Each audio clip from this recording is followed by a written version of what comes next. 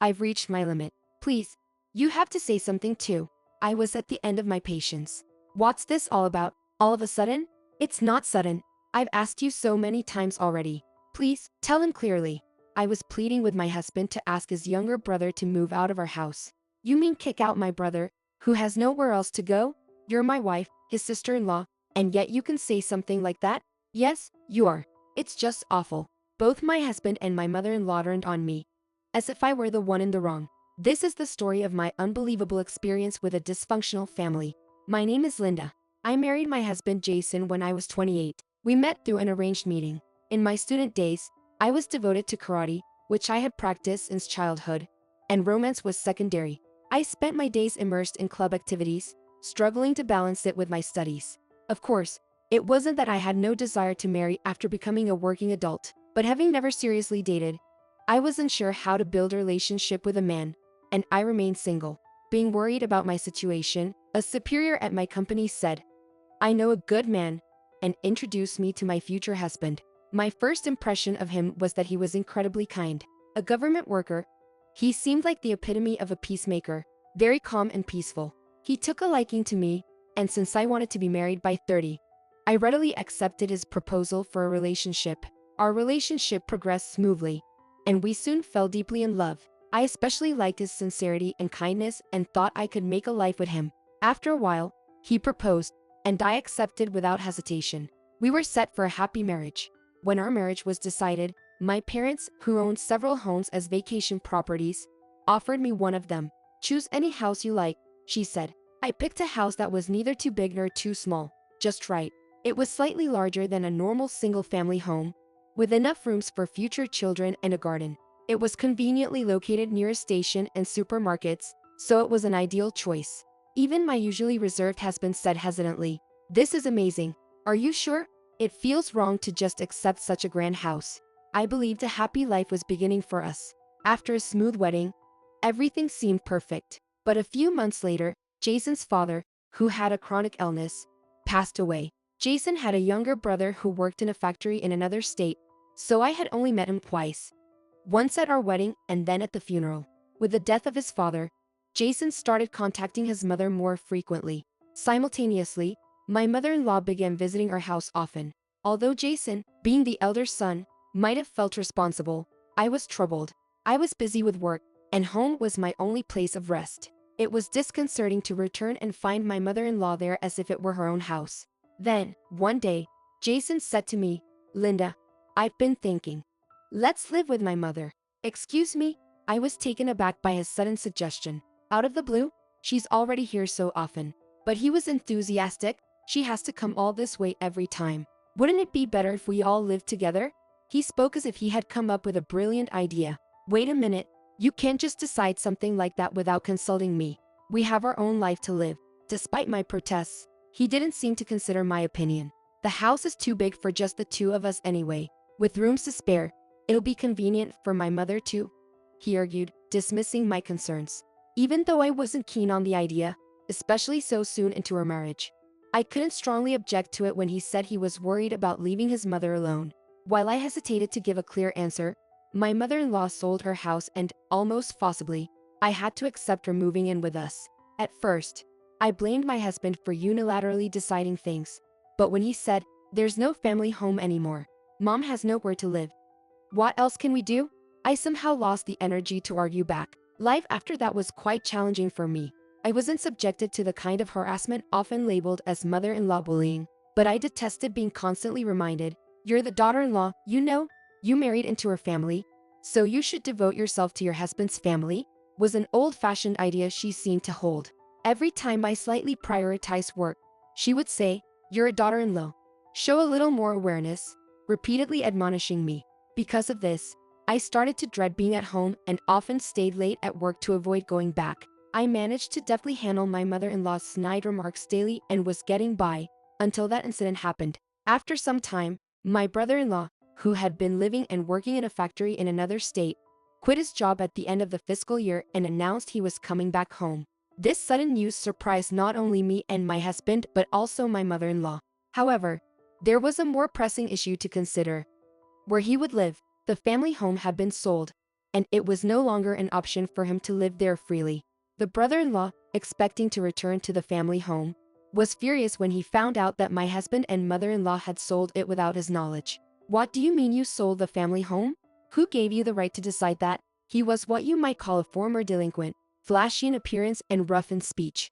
I had never been around such people and preferred to avoid him as much as possible. "I'm sorry, but we were worried about Mom living alone in that big house. We thought you'd keep working and living away from here." My husband tried to placate him. "But, what? I didn't know that. You can't just decide things on your own.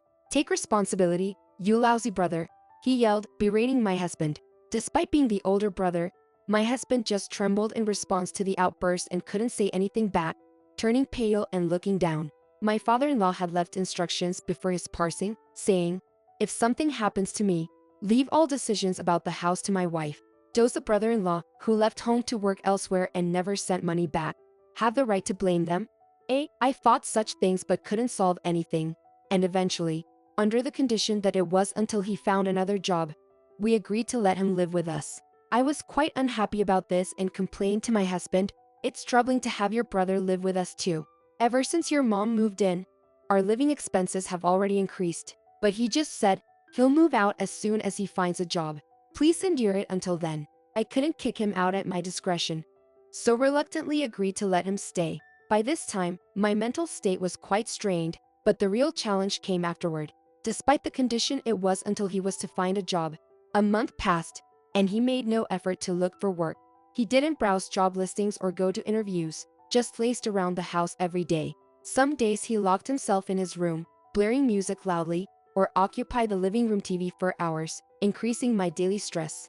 To top it off, he treated me like a housekeeper, saying things like, "Isn't dinner ready yet?"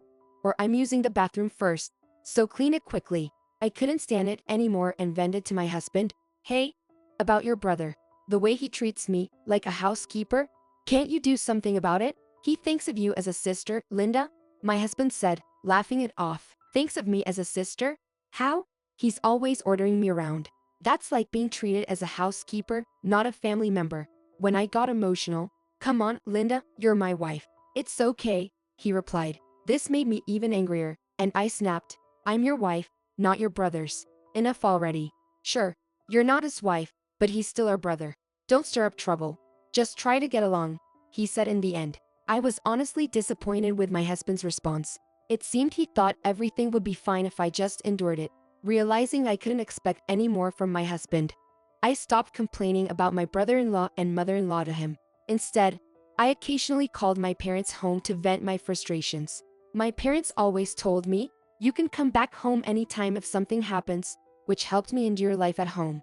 However, one day, my brother-in-law caused yet another problem.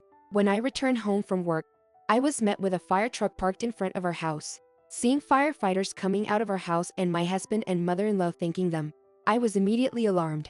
After watching the fire truck leave, I confronted my husband. "What's going on? Why was there a fire truck at our house?" My husband and mother-in-law exchanged awkward looks before explaining. "Well, it was your brother-in-law. He accidentally started a small fire with a cigarette butt." "Are you serious?" I couldn't contain my shock and anger. It turned out that a small fire had started due to a cigarette butt, and in panic, my mother-in-law had called my husband and the fire department. "Why didn't anyone inform me? What if I had come home without knowing anything? Were you planning to keep it a secret?" I asked, but they both fell silent. Irritated, I stormed into my brother-in-law's room without knocking.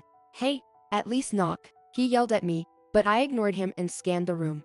I immediately noticed burn marks on the floor beside his futon. Ever since he moved in, the house had smelled like cigarettes, which was stressful enough. But now, to have burn marks in my beloved house, I had reached my breaking point. In front of my mother-in-law and brother-in-law, I pleaded with my husband, "I've reached my limit. Please, you have to say something too." My husband, flustered, said, "What's this all about, all of a sudden?" "It's not sudden. I've asked you so many times. Please, tell him clearly." I implored my husband to ask his brother to leave our house. Then my husband, with a deep sigh of exasperation, said, "You mean kick out my brother, who has nowhere else to go? You're my wife, and his sister-in-law. How can you even say such a thing?" "Yes, you are. It's just awful." Both my husband and mother-in-law confronted me as if I were the one in the wrong. I couldn't understand why I was being blamed. After all, This house was a precious gift from my father to me. While I could somewhat understand my husband's position, neither my mother-in-law or brother-in-law, who moved in later, had any right to complain. Determined not to back down, I firmly said, "You need to leave. You're going to kick out your brother-in-law? If you can't stand it, then you should leave." My husband retorted and left the room. The brother-in-law just grinned at the situation. Feeling frustrated and helpless, I retreated to my room. The next day, when I returned from work, I found that my house key wouldn't fit in the lock. After several attempts and getting no response from the intercom, I checked my phone and saw a message from my husband. "I've changed the house locks. When you've cooled down, I'll let you back in." Thinking, how dare they? If they're going to be like that, I'll take action too. I went straight to my parents' house and explained everything to them. After hearing my story, their expressions grew stern, and my father said, "Leave it to a lawyer," and contacted a lawyer he knew. Things progressed quickly, and a demand for divorce, alimony, and an order to vacate the house was sent. A meeting was arranged at the house with the lawyer present.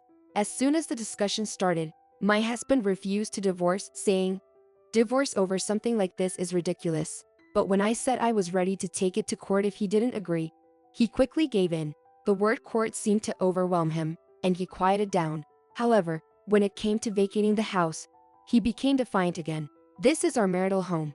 As the husband, I have the right to owe it," he said, looking down at me triumphantly. The lawyer then produced a document, stating, "This house has no legal ties to you." Indeed, the house was a premarital gift from my father to me, and my husband had no claim over it. Seeing this, the faces of my husband and his family turned ashen. They must have thought they wouldn't really be kicked out, but as reality sunk in, their heads dropped. "Linda, can we reconsider the divorce?" my husband suddenly suggested. When the lawyer asked what I wanted to do, "Of course, we're getting divorced. My mind is made up," I firmly replied. This led to the divorce being finalized, and my ex-husband and his family moved out. My government worker ex-husband struggled to pay the alimony, and his lifestyle changed drastically as he and his family moved into a run-down apartment. Apparently, the stress of their new life was too much for my mother-in-law and brother-in-law. The brother-in-law, unable to cope, got into a fight with some thugs and caused an assault incident. But that's no longer my concern. I got my house back and repaired the room my brother-in-law had lived in. The burn marks on the floor were gone, brightening my mood. Now, my parents visit me every weekend, and I'm enjoying my days. I've also been regularly meeting with the lawyer who helped me, as a way to express my gratitude. Who knows, maybe I'll have another chance at marriage. With these thoughts, I'm spending my days happily.